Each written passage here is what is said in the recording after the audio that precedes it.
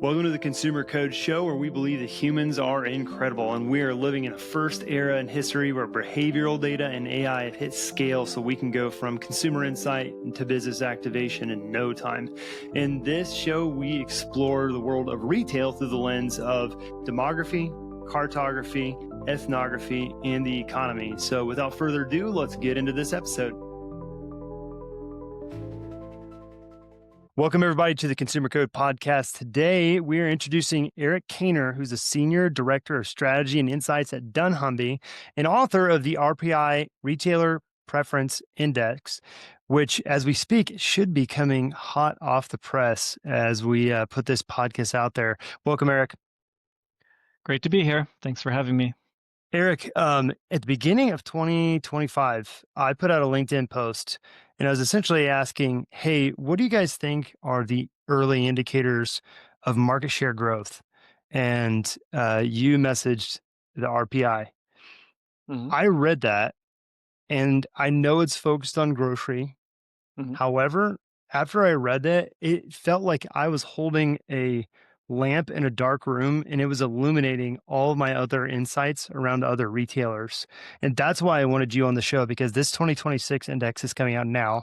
I got to read an early draft version of it and it is awesome. So for everybody that's listening in retail, it's just focus on grocery, but it will illuminate everything that you see in 2026 as far as consumer preferences. Erich, can you take us a little bit through the high level? What is the RPI? Mm-hmm. Yeah, sure. The RPI score is a metric that measures the strength of a retailer's customer value proposition. So it's a measure of the strength of the customer value proposition, and more specifically, how the customer value proposition of a retailer positions it for long-term market share growth.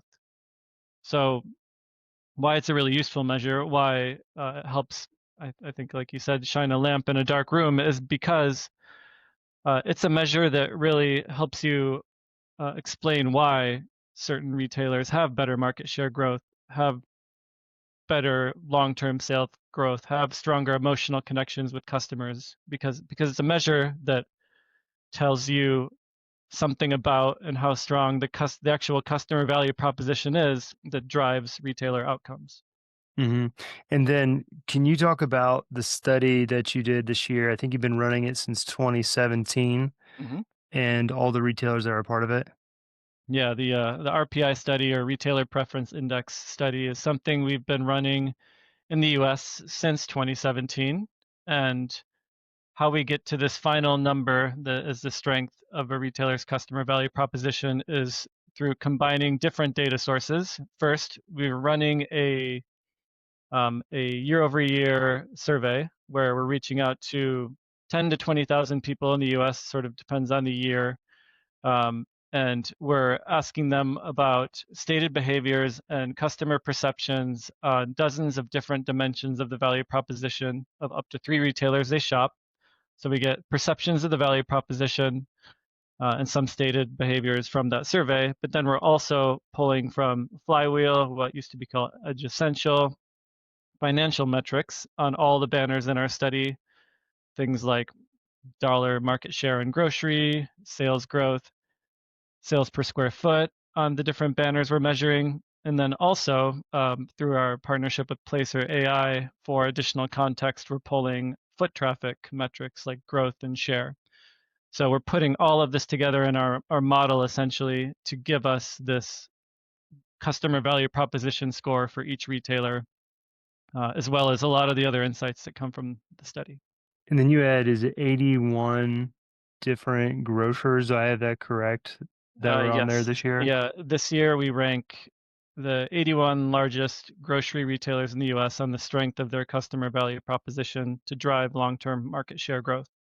Yep. And those retailers are in the major formats that play in grocery, so the supermarket format, obviously, but also mass merchants like a Walmart and a Target, club stores, discounters like Aldi. So retailers that aren't in the rankings, they're not part of the modeling, are the really hard discounters like dollar stores, who are more dabbling in the perishable missions that a lot of these other grocers are operating in. Um, Drugstores aren't a part of the rankings. We have data on them in our database, but we don't include them in the modeling and the ranking of the Okay. strongest grocery value propositions. Yeah, and so that report really focuses on grocery, but it sounds like you have other retailers outside of that that you're using the same methodology. Is that right? Yeah, and we've published last year for the first time a quick service restaurant Sure. RPI and a Mhm. C-store RPI. So we've done this type of study on other verticals, just starting to expand to those. And I'll add too that after about a couple of years of doing this in the US, because it was resonating so well in the market, we started conducting grocery RPI studies in other countries, and we're now Yeah. doing those in a dozen different countries. So learnings from those other markets and analyzing Yes. them, we're starting to pull those into how we think about the US market and think about competitive dynamics between different formats. Because there's certain commonalities between the US and other markets in LATAM or Europe, and there's some things that are really unique between the US and especially like Canada is a very unique market. And all of those nuances help us understand competitive dynamics between types of formats and types of retailers and types of strategies. Yeah, some of your insights in the US relative to other markets were really fascinating, and hopefully we have the time to get into that in this episode. But essentially, what you have here is you've got this qualitative survey that you've built to link people's emotions and attitudes towards retailers to real world outcomes. And I think that's what really resonated with me is that you have and you even model like how much this particular variable has an impact on real world outcomes. And so essentially your report has teeth for Mhm. retailers as they get into it, and they know that if they move a certain metric, it will result in that. Can you kind of walk through Mhm. you've got 5 pillars for Mhm. your qualitative survey, and then those 5 pillars break into 32 different levers. Can you talk about what those are and how you came up with those? Yeah, sure. So I've just talked about the customer value proposition so far, which is essentially like what you're offering to the customer, what they experience when they're buying their groceries. So in our data set, we're able to identify 5 different dimensions of that customer value proposition. We're calling them pillars. So those 5 dimensions are price, promotions, rewards. That's one Mhm. dimension. So think like how well you're doing at saving customers money. There's also quality, which subdivides into metrics around assortment quality and experience quality. So first 2 pillars are price, promotions, rewards. Second is quality. And then we also have speed and convenience as a pillar. So how quickly you can get your shopping done, how convenient is it? There's also elements of the digital experience specifically. How easy is it to shop online, buy on the app? And then lastly, operations, which is a measure of consistency of the experience over time. So those 5 pillars of the customer value proposition that we're also scoring each retailer are price, promo, rewards, quality, speed and convenience, digital, and operations.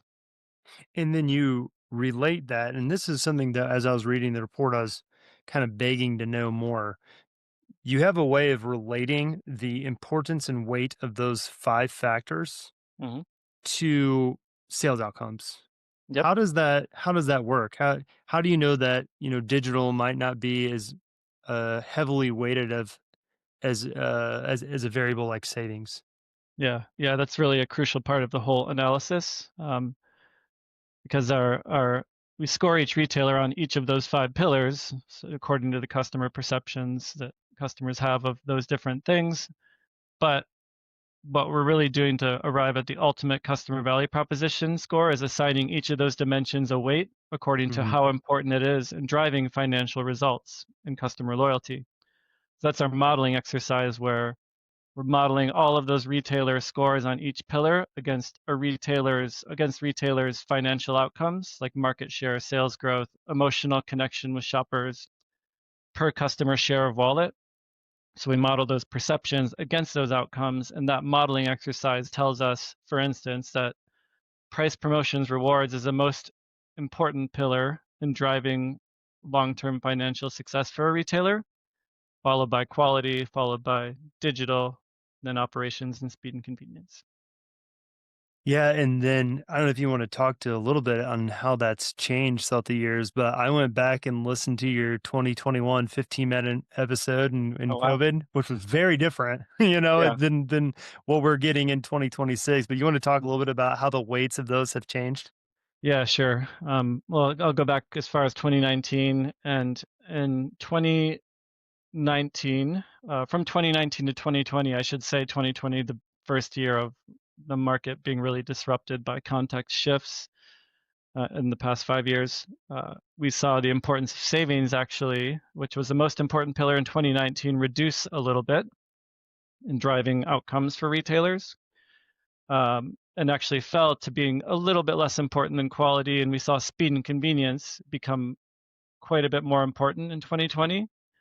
So there was a trade-off that customers were willing to make that they weren't in previous years, where they were more willing to shop retailers who were closer, who saved them time, and instead of going a little bit further to save money, because they were really trying to maximize their safety that year in 2020, by going to their local neighborhood grocer, one that maybe it was a little more expensive, like your neighborhood supermarket, and they didn't shop as much in 2019. But because they were a little bit less worried about savings and more worried about health and safety, we saw the importance of price and promotions actually dip during 2020 and 2021. But then 2022 comes, record inflation starts, and then really takes hold in 2023. High interest rates persist into 2024.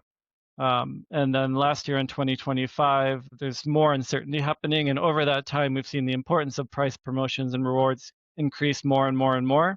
Hmm. And it's been the most important pillar the last 4 years. And quality stayed pretty flat until this year, which was really interesting.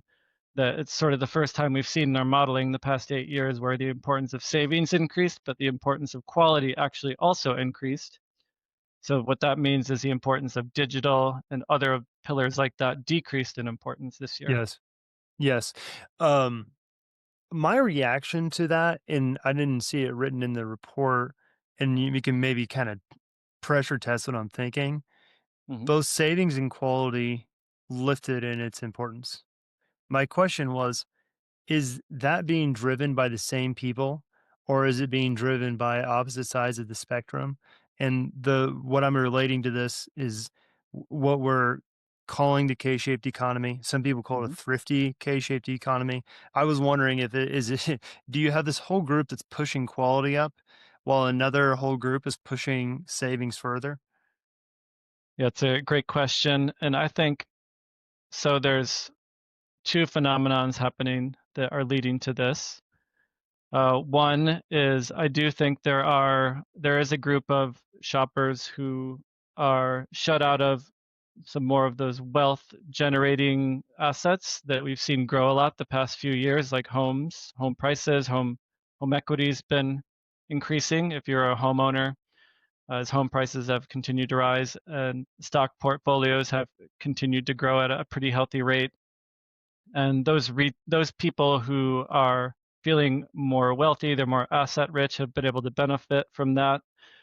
Uh, at the same time, we've seen that run up in those growth rates sort of mimic the ID sales patterns you see in some of those more upmarket retailers, those premium retailers. I think those retailers are benefiting from a customer group who is already more likely to shop them, get Mhm. to experience some sort of some wealth growth in the past few years, and I think that helps lead to quality becoming more important in our model, as those retailers who are strong at quality are benefiting from that tailwind.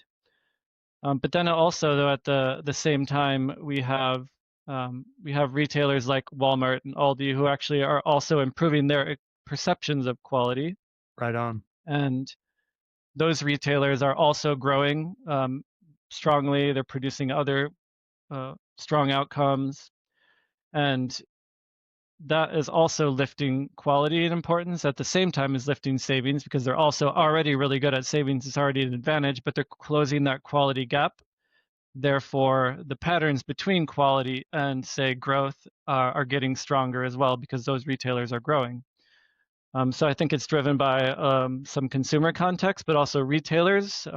They're not only sort of the tail that's being wagged by the dog. I guess Yeah. they can also influence by their actions what the customer is being what customer behavior is being driven by sort Right. of shining a light on, hey, we're getting better at quality too. You can start shopping us for that reason, and then customers start to scrutinize, say, supermarkets even more on quality, or even those upmarket retailers even more because Walmart and Aldi are getting better at quality too.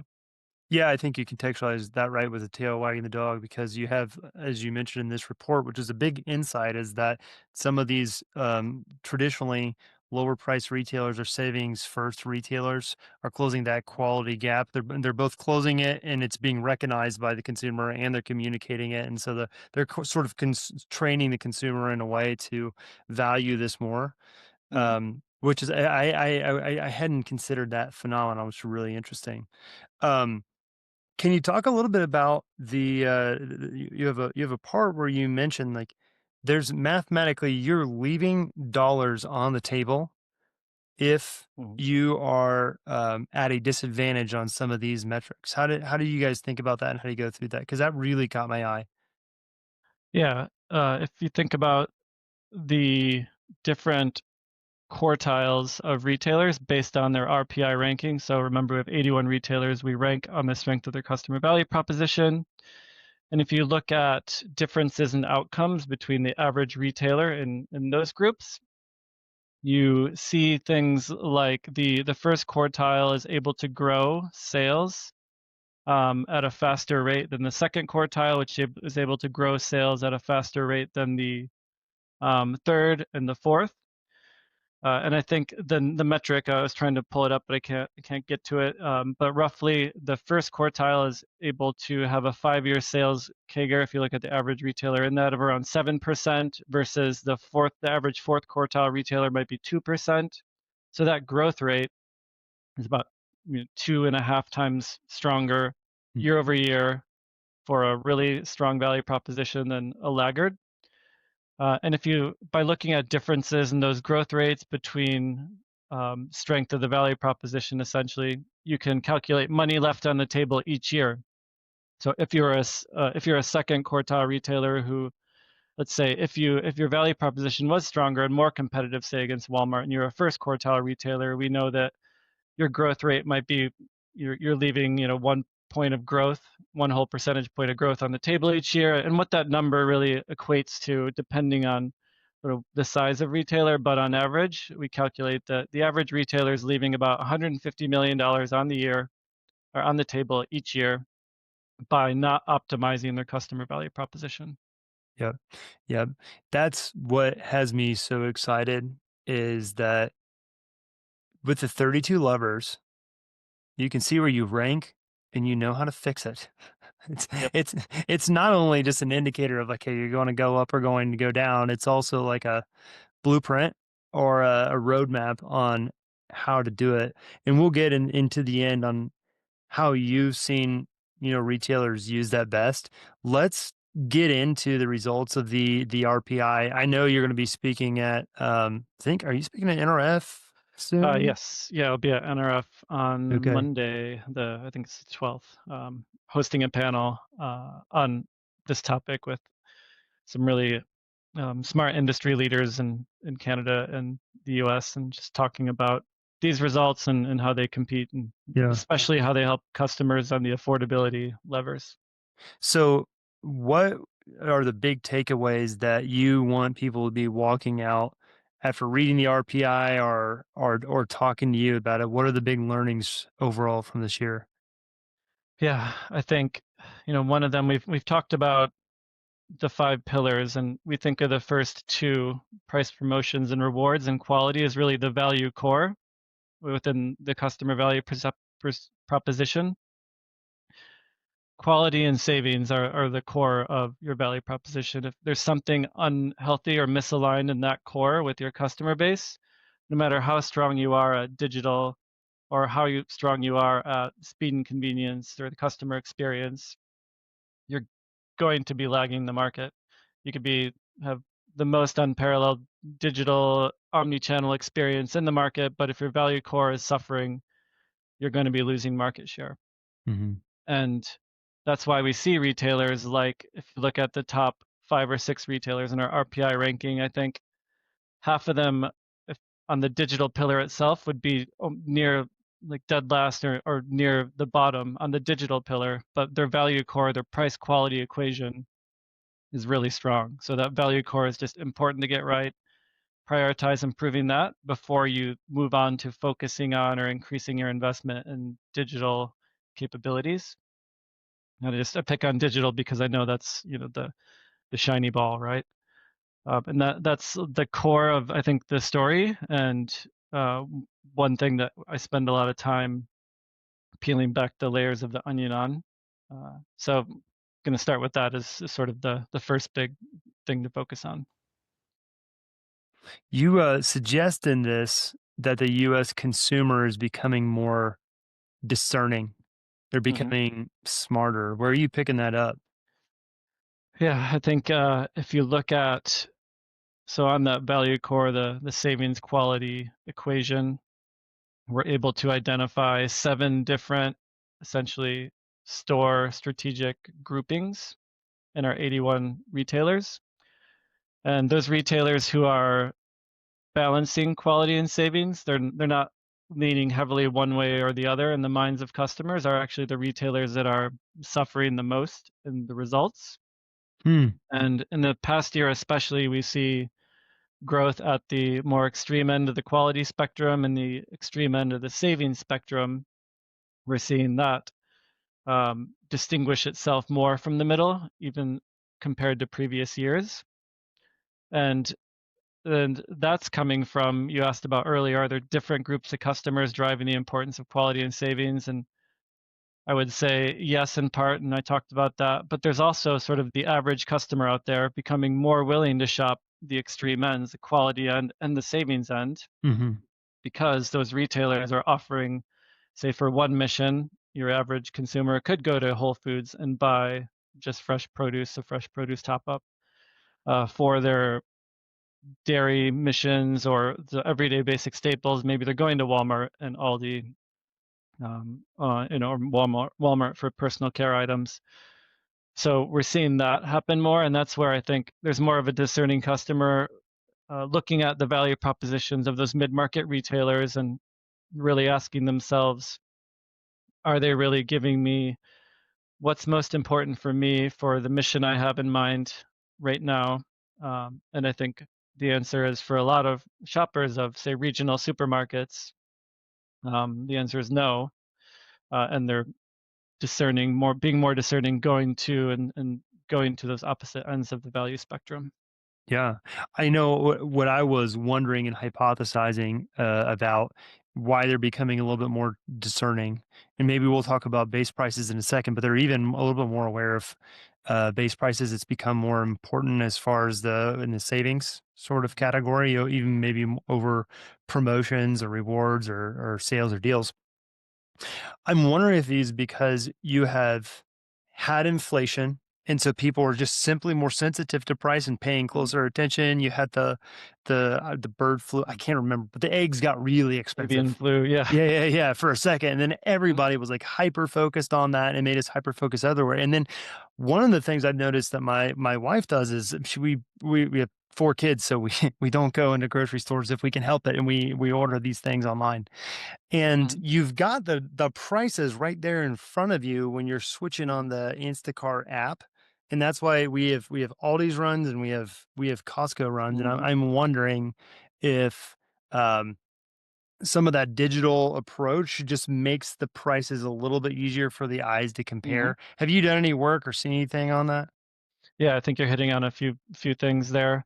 So there's one, the tools that people have at their fingertips to understand if they're getting a good deal somewhere else or if the right products are at the store versus another store. What we saw in 2020, 2021, there was a big run up in digital capabilities for a lot of retailers. Mhm, So even though there's been a bit of a plateau and a little bit of a retreat on the percent of customers shopping online and spending online versus brick and mortar, still, much higher obviously than 2019, but the large majority of the population are using digital tools, using apps in some way, and to augment their shopping experience, even if it's just brick and mortar. That includes looking up prices, looking up product information.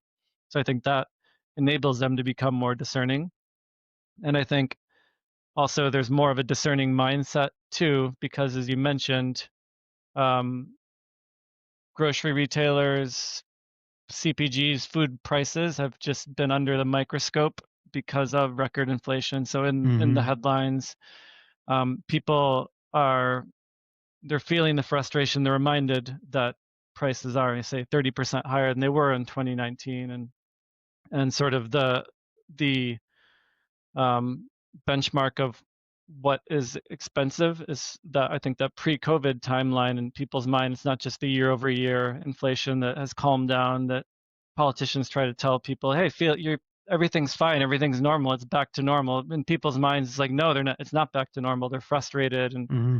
they're frustrated by, I think, prices and the increase from pre-COVID, and just it's in the news, it's in conversations, and I think people are just frustrated in general for a variety of reasons, and um, I think that frustration translates to people looking for areas they can control. And when you think about grocery shopping, we all do it once or twice a week, and we might be facing cost pressures, say from like rent and healthcare, and we can't really control that. But where we can control, where we save money is once or twice a week is at the grocery store, and the grocery store is a place for I think people to kind of get their power back and feel control, and that I think translates to things like, well, I'm not going to give this store this trip because I feel like they're not giving me what I need here. I'm going to go to another store. So I think there's more of a mindset too for people to be more discerning, to seek control, to seek ways to save that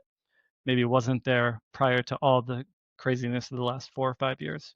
Yeah. Okay. So I'm going to put a bumper sticker on that and run a check to see if we're capturing some of the big insights here. So the big insights that we've got so far from this, that can expand to other retail as well outside of grocery, is people are more aware of base prices than they have been before. Hmm. Um, there is a lot of sales or growth on the edge or the barbells of this, high quality, and then in savings. And this may all I do see this throughout retail, by the way. Um, any other big things that you feel like are applicable across retail, or any other big things from high level from this report before we get into the top retailers ranked? Yeah, I think some of those the takeaways will come from that conversation. Hmm. Um, so I think one thing that we'll get into just to preview for everybody is that the idea of savings and affordability is something that is kind of timeless in its importance and general in its importance. It's not something that really only pertains to, say, mid-market or down-market customers, the importance of savings and driving grocery behaviors. It's even something that applies to a more upmarket shopper. The geographies where there's less financial insecurity are still places where the savings first retailers dominate. Hmm. So just the importance of savings, it's sort of been a trend we've seen in grocery the past 100 years, where sort of the latest retailer or format to bust into this basic needs business with better prices take share from the previous format king. Yep. So that's going to be something I think is pretty timeless in the U.S., especially. And another thing that maybe we'll get to is what's interesting is it's not the case necessarily in all countries. European countries in particular, savings isn't quite as dominant of a need in driving different grocery outcomes as is, say, experience or quality of the assortment, for I think different structural reasons too, that are pretty hard to unwind in the U.S.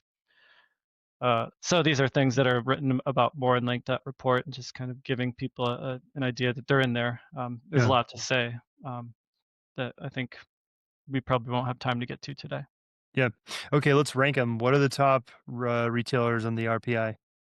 Yes. So number one for the fourth year in a row is HEB out of Texas. Number two, Market Basket. Number three, a retailer we're including in the RPI for the first time this year, Woodman's. So they're a small regional chain in the Midwest and Wisconsin, Northern Illinois. So those first three, HEB, Market Basket, Woodman's, really interesting that we have three independent regional supermarkets that have really chosen to focus on a specific footprint, which is a little bit of a counterfactual to a lot of the headlines you see that the regional supermarket, is dying. It's a dying animal, compared to, say, number four in our rankings, a retailer like Costco, the non-traditionals like Club, like Costco, bringing up sort of the leading non-traditional out there in the U.S. and their RPI score, followed by number five, Aldi. So those are our top five: HEB, Market Basket, Woodman's, then Costco, and Aldi. And other retailers national retailers that'll be familiar to everybody. Number seven is Trader Joe's. Number eight is Amazon. Mm-hmm. Number 11, Walmart. And Publix is number 13. So those are retailers I'm mentioning in our top quartile. And in the report, we reveal the top 20. So Sam's Club and BJ's, Yep. they Also, drop. We see a big drop with those. What's your interpretation of that yeah. drop? So they're also in the first quartile. So the caveat should be that yes, they dropped in their ranking in the first quartile, but by virtue of the fact that they are in the first quartile indicates they have a pretty healthy customer value proposition for the long term. And a drop of about 5 or 6 spots is how much they dropped. So the rankings fell about 5 or 6 points in that first quartile. And that's right on the border of being significant, I would say. But I think the reason why it happened is because Sam's Club is focusing on them. They have a really big strength in the digital pillar in the market. And the digital pillar, as I mentioned earlier, we're seeing it the last 2 years actually is becoming less important. Mm-hmm. So the digital experience that retailers are offering is becoming less important in driving different market outcomes. Mm-hmm. So that alone is going to knock the ranking down of Sam's Club's customer value proposition a bit, Mm-hmm. because something that they're really strong at and differentiated at is actually becoming less important in driving different results in the market. So that's a big part of it. They didn't necessarily decline in their customer perceptions, really that much in any one pillar, but it's just that digital advantage becoming a little less important. And then meanwhile, compared to say because Sam's Club is 14th overall, those retailers in the top 13, some that moved ahead of them, potentially they just have slightly stronger, say, quality perceptions, maybe, or stronger savings perceptions. Whereas Sam's Club is, I think they're ranking around 15th to 20th or so in each of those two sides of the value core. And if the value core is getting more important and Yep. they're not quite as sharp as other retailers, that's going to cause their ranking to decline too. Yeah, so I mean, they might not be performing significantly differently, but the weights that are important for measuring this have changed slightly. Is that you would say, was this the same reason why I see Food for Less has made a pretty big jump? Same similar effect going on here? Yeah, Food for Less, Foods Co. So they increased 9 points, one of the bigger gainers in our study, and they appeared in the first quartile for the first time. And they're really strong at the price promo rewards pillar, saving customers money. So that advantage, seeing that increase again, and them actually improving a little bit there and shoring up some of their weaknesses a little, um, all will help in their ranking. So the context shifts a little bit more to their strength being important. And then at the same time, we do see Food for Less and Foods Co. improving their customer perceptions in certain areas. Yep. Okay. Well, I want to jump to something that you did. And I don't know if this is the first time you've done this or you've probably done this historically, but you kind of grouped up each one of these grocers into these 7 strategic groupings.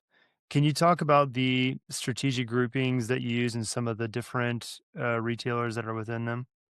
Yes. So going to go to that part of our report.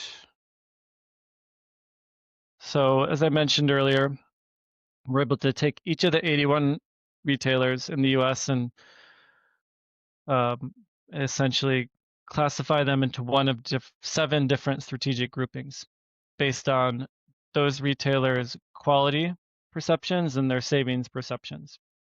So you have at the extreme end of the quality savings spectrum, you have the quality first non-conventionals, retailers like Wegmans, Whole Foods, Sprouts, where their quality perceptions are clearly better than their savings perceptions, and savings perceptions are clearly below market average. So they're clearly quality first. They're all non-conventionals that are in that group, in that classification. And then you have two other groups who are in the quality first bucket, but they're not as sharply in there. And those are quality first regionals like a Publix or a Harris Teeter. So also really strong at quality perceptions, stronger, clearly stronger than the average supermarket, but also clearly behind in savings, but not to the same extent as quality first non-conventionals. And then you have there's sort of three groups that are more hovering towards the middle, those who are merely leaning quality, like say a Rouse's supermarket or an Ingles in the South.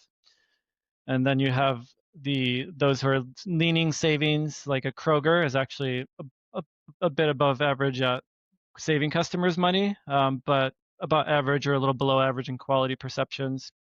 And then at the far end of the savings spectrum, you have your savings first retailers like a Walmart, like an Aldi. So those are five groups along that quality savings spectrum. And then you have a group who's really stuck in the middle. They're not only are they in the middle where quality and savings are about the same, but actually both of them, both quality perceptions and saving perceptions, are below the market average. So they're really undifferentiated. They don't really have a strength anywhere in that value core. And then our last group are what are called the unicorns, because they're kind of achieved this mythical status where they're not really, in customers' eyes, asking for a trade-off at all in the value core, like Hmm. HEB, number one. They're really strong at quality perceptions, among the top 10 or near the top 10 in the US in quality, but they're also near the top 10 or in the top 10 in the US in savings. So they're in this really hard to occupy space. And probably the best example of where there's five retailers, five or six in that space: HEB, Market Basket, Woodman's, our top three are there, but also Costco, our fourth retailer, Trader Joe's. They have quality perceptions. They're a unicorn too. Quality perceptions that are just as good as, say, a Wegmans or Whole Foods for the overall quality, everything that goes into that. But their savings perceptions are about market average, much better than other quality first retailers. So that puts them in a place where people aren't really feeling like they're giving up on savings to get excellent quality. So they're one of those unicorns too. I'm going to make a few um, propositions on what these retailers should be thinking about or doing based on what I'm reading, and I want you to sanity check me because I'm thinking about the unicorns. I'm just looking at their stats. I mean, the sales per square foot is almost double everybody else. Yep. And in my mind, if you're a unicorn, how is this not just like the lights are green, build as much as possible? Yeah, that's a great point. So yeah, sales per square foot is one outcome we consider in our analysis, and um, retailers like Trader Joe's, Costco, and some of those other unicorns, their sales per square foot much better than their peers. So they're really efficient at taking their box, driving a lot of dollars through that. So their value proposition is really producing great efficiency when it comes to outcomes. And I think that efficiency is in part because they have a very controlled, careful approach to managing their customer value Mm-hmm. proposition and Mm-hmm. expanding. Mm-hmm. They're Mm-hmm. not, they're really focused on where they build, and when they build, and why. So I think if they loosen up the reins of their careful execution of strategy and adherence to their strategic North Star, you might start to see some of that efficiency and the new Yeah. boxes they build start to slip. So I think that's part of maintaining great efficiency of what your customer value proposition produces is having a clear focus and really sticking to that over time. So I would say that's probably why they're not just Yeah, that's a fair scaling point. That's crazily. why you Yeah. don't want Lyden at the helm of these things saying like, let's go, Yeah. guys. Let's build as much as we possibly can. Yeah. One of the things that stood out to me here is the quality first non-conventionals. Those are your Whole Foods and Fresh Market and Wegmans. Hmm. So they've had really good growth over 5 years. but their price perception is dropping and Mhm. quality slightly. Is there a did they have potential problem going on here? Is this like a seasonal thing that you think is maybe more consumer based? What do you think here? Yeah, I think the quality first non-conventional, so again, like the Whole Foods and the Sprouts, um, their outcomes and say like year-over-year sales growth have been great the past year. 5-year sales growth, pretty solid, not quite as good as, say, the savings first retailers or the unicorns or even the quality first regionals, really. And so longer term sales growth, quality first non-conventional is not as good, but the last year they're great. Their emotional connection is a little bit better than the other quality first Mhm. groups, but Mhm. emotional connection they achieve with shoppers is actually below, say, some savings first retailers. Like Aldi has better emotional connection, say, than a retailer like a Sprouts, because saving money really is something that resonates with people much more than, say, getting like high quality organics or even like buying products that are better for the environment. Like that's less likely to produce an emotional ROI with your customer than saving them money. Um, but I think when you think of quality first non-conventionals and the fact that their consumer penetration in any given market they're in is actually relatively low because there's not that many people that feel like they can afford to shop there. The average spend they do get with people when they get them in the door, the average share of wallet they capture is actually also pretty low. Mhm. I think one thing that they have to be very careful of is that they're we talked about focus. If they do really want to in the long term raise their market share ceiling, they're going to Mhm. have to think about how do I make my products more affordable? How do I extend beyond my core set of missions to, maybe be well positioned for another mission or a few additional items in the basket? And really, the only way they're going to do that is through making themselves a more affordable place to shop, bringing in the next right few SKUs to their more limited assortment. So I do think quality first non-conventionals are in a little bit of a little bit of trouble in the long term as they run out of sort of real estate to buy, because a lot of their growth in the past 5 years, I think, has been buoyed by store Mhm. expansion and less so organic um, growth. Yeah, and then you have a really good way of it's the simple metric where you're looking at um their overall growth versus the percentage growth of that in store expansion, and then you just Mhm. you minus them, and then you get the organic growth, and I thought that was really useful. Yeah, yeah, and you Um, think about like the customer who, the homeowners, the people who have stock portfolios, retirement plans that they've benefited from growth in that, whereas a lot of the country hasn't. That's not going to be a permanent situation. That's going to help lift their ID sales growth, which it's helped with Sprouts, it's helped with Whole Foods, and even Trader Joe's to a certain extent. I think they've had that tailwind of what's a temporary situation the past year or two, and it's less so, especially for like a retailer like a Sprouts, which is not in the top quartile in the RPI. That signals that the value proposition um, for the long term through the ups and downs of different contexts isn't as well positioned as say other retailers. Sure, they've had a great year the past year or two, but if we take store expansion out of the equation and maybe they're taking prices up faster than other retailers, I don't know for sure. I just know their price perception isn't going in the right direction. There are other things that can be lifting ID sales, like even store count growth, like stores that were built 2 years ago get a benefit in ID sales growth the next year than stores that were built 10 years ago because the market's still getting used to that retailer. mhm. So that's why I don't really trust like ID sales or year over year sales that much as a signal of how healthy a retailer's customer value proposition is or whether the Mhm. winds are shifting in their favor because there's so many things that can be sort of disguising the fact that the customer value proposition isn't has some issues if you look just at year over year sales growth. Yeah. Um, I want to touch really quickly on your insight around America versus the other countries. What are the top insight that you got out of that? Yeah, as I mentioned, we run RPI studies in around a dozen other countries. So this past year, we took a step back and compared some results between markets. And what was really interesting, looking at Latin America, North America, Europe, was the US. In the US, saving money, that price promo rewards pillar, is more important in the US than almost every other country except for Canada and Colombia.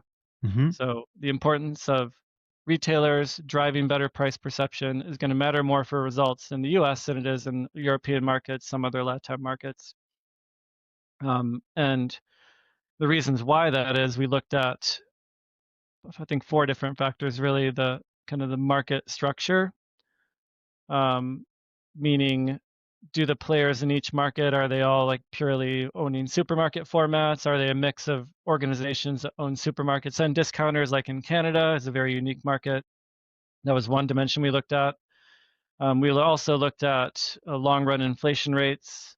So in markets where there's higher long run inflation rates, savings tends to be more important. In Europe, they're a little bit lower than, say, the US. We also looked at the percent of the population who is under 25. So in younger populations, savings tends to be more important than Europe tends to have an older population.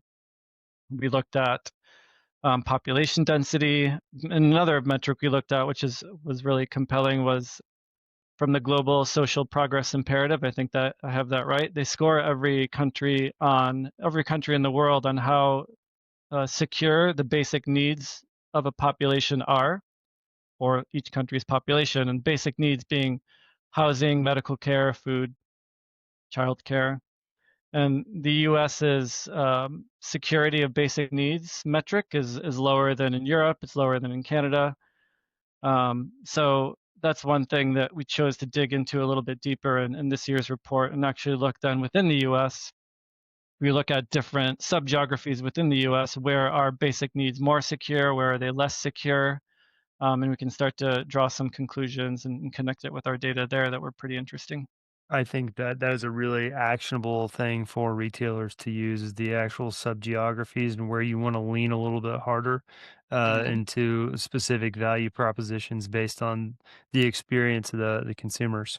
Good. Well, let's wrap this up. When you see a retailer that uses the RPI well, how do they approach it? Do they look at a important metric and just max it out and try to dominate that metric, or is it like they try to get close to peers? What's the right strategy here? Yeah, well, the RPI study itself, the thing that's published publicly, retailers use that to understand what are the big patterns in the grocery market and take inspiration from that. And from that RPI data set itself, we have a lot of private conversations with retailers where we discuss their pillar rankings, their perceptions, and really, though, the RPI is a good initial set of information for retailers to then help them understand what's the next right question I need to be asking myself. And then in some cases we will work with individual retailers and essentially do custom RPI type studies for their geographic footprints and give them all the answers to the things you see in the public RPI just for, say, their geography. And then when we're doing that, we are we're helping them to understand what is the position of their value proposition in the market on the sort of the benefits and savings, and then we can understand like where are retailers positioned and where the best results are in the market for a competitive position, and map a course to go Mhm. from your position today to where you want it to be. And that's where you then get into, okay, which levers within each pillar are we weak on, which levers are more important, which do we need to close the gap on for our chosen desired destination.